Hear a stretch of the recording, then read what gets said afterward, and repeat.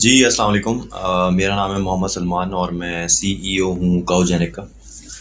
आज का जो हमारा टॉपिक है वो है कि डेयरी फार्मिंग में पाकिस्तान में टेक्नोलॉजी ना यूज़ करने से क्या क्या नुकसानात हो रहे हैं फार्म ओनर्स को। तो इस वीडियो में जो 5 पॉइंट्स हैं जिन पर हम बात करेंगे, और जो पांचवा पॉइंट है ना वो बहुत इंपॉर्टेंट है। तो आपने कोशिश करनी है कि पूरी वीडियो लाजमी देखें, और सब्सक्राइब का बटन आप क्लिक कर दें और बेल आइकन को भी क्लिक कर दें ताकि हमारी लेटेस्ट वीडियोस आपकी तरफ आती रहें इंशाल्लाह। तो अब मैं आपको एक रीसेंट एग्जांपल बताता हूँ ताकि एक प्रैक्टिकल एग्जांपल हो आपके सामने, तो आप भी कहेंगे कि हाँ प्रैक्टिकली बात हो रही है। हम रिसेंटली एक सरगोदा में फार्म है, उस पर हमने अपनी डिवाइसेस का ट्रायल किया। तो जो वहाँ में चैलेंजेस फेस किए हमने, और हर टिपिकल फार्म में पाकिस्तान के ऐसे ही चैलेंजेस होते हैं, तो वो मैं आपको बताता हूँ। सबसे पहला जो इशू है वो है नॉन टेक्निकल इलिटरेट और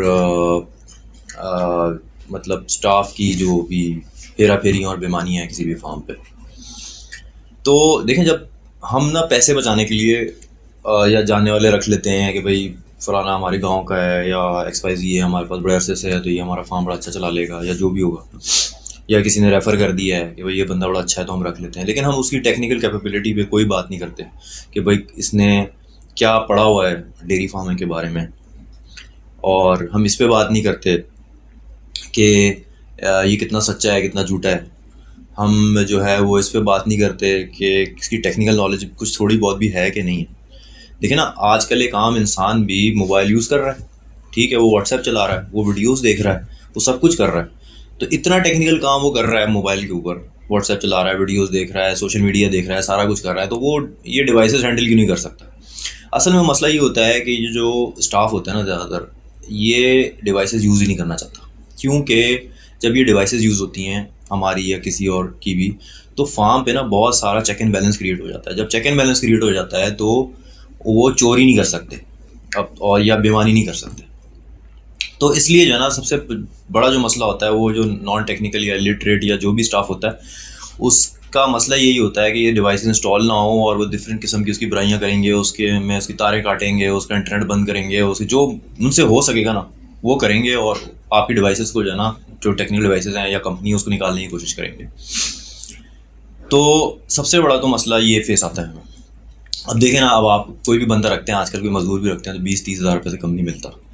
और यूआस का डॉक्टर अगर कोई आप फ्रेश ले लें, जो यूआस से पढ़ा हुआ हो, जो गवर्नमेंट की यूनिवर्सिटी है, जहाँ से आजकल ये सारे क्वालिफाई करते हैं फार्मिंग के डॉक्टर, डेयरी फार्मिंग के डॉक्टर्स, तो वो ज़्यादा से ज़्यादा आपको 40-50 हज़ार में मिल जाना है। तो 20 हज़ार बचाने के चक्कर में जो है हम, ज़ाहिर 20 हज़ार बचाने के चक्कर में हम क्या करते हैं कि हम एक ऐसा बंदा ले आते हैं जो हमारे फार्म को रोज़ का 50 हज़ार का नुकसान पहुंचा रहा होता है या 20-30 हज़ार का नुकसान पहुंचा रहा होता है। तो ये सबसे बड़ी बात समझने की ज़रूरत है कि आपने जब भी स्टाफ हायर करना है तो सबसे पहले मैनेजर कोई क्वालिफाइड यूआस का जो फ्रेश ग्रेजुएट हो उसको करें, या कोई थोड़ा एक्सपीरियंस हो, आपके तो बजट ज़्यादा है, थोड़ा एक्सपीरियंस करें। और दूसरा पॉइंट ये है कि उसके नीचे जो वर्कर्स भी हैं उनको भी थोड़ा बहुत टेक्निकल नॉलेज हो, या आप उनको ट्रेन करें, जैसे हम व्हाट्सएप सिखाना ट्रेन करते हैं, यूट्यूब सिखाना ट्रेन कर देते हैं, स्टाफ को सब आ जाता है उनको, तो उनको थोड़ा ट्रेन करें इस पर। तो क्या होगा कि आपके फार्म को, जो आपके महीने के 50,000 लाख रुपया बचा रहे हैं ना, आप इन डिवाइसेस की वजह से या इस टेक्नोलॉजी की वजह से आपको रोज़ के 10-20 हज़ार रुपये बचना शुरू हो जाएंगे इंशाल्लाह। किसी, मैं एक बड़े फार्म की बात कर रहा हूँ जिसपे 100 या 100+ एनिमल्स हैं। अच्छा, दूसरा जो होता है सबसे ज़्यादा लैक ऑफ टेक्नोलॉजी की वजह से क्या होता है, सीमेन लॉस बहुत ज़्यादा होता है। हीट डिटेक्शन का कोई प्रॉपर मैकेनिज्म नहीं होता। कोई बंदा है वो अपने तजुर्बे से देख रहा है, या वो गाय की आवाज़ का इंतज़ार कर रहा है, या उसकी मूवमेंट को देख रहा है कि भाई ये बोलेगी तो हीट पाएगी। तो इसकी वजह से क्या है कि आपका सीमेन लॉस भी बहुत ज़्यादा होता है। आपको पता है कि सीमेन की प्राइसेस कहाँ जा रही हैं, कितनी आगे जाती जा रही हैं। और आप सोचें कि अगर महीने के आपके 5 सीमेन भी ज़ाया होते हैं तो आपको 50 हज़ार का लॉस, तो या लाख रुपए का लॉस तो ऐसे ही हो गया अगर आप अच्छे सीमेन रखते हैं तो ये भी एक बहुत बड़ा लॉस है जो हो रहा है।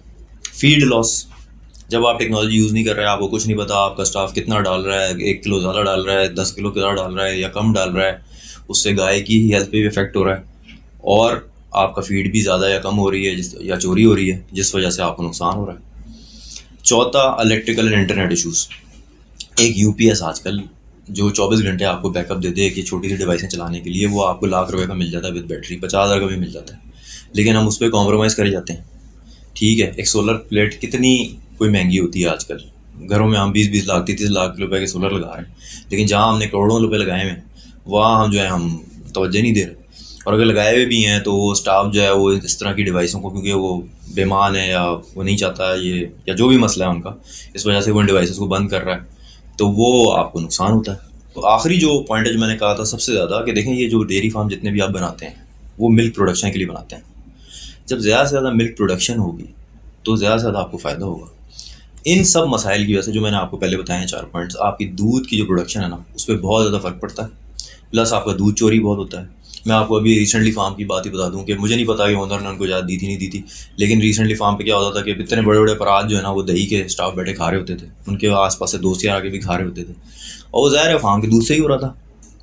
तो ये सब जो मसाइल हैं, ये जो नुकसान, आप अगर डेली का आप 10 किलो दूध का भी नुकसान लगा लें तो 200 रुपये का भी दूध आप बेचते हैं तो 2,000 रुपये तो यही नुकसान हो गया। और 10 किलो का नुकसान नहीं हो रहा होता।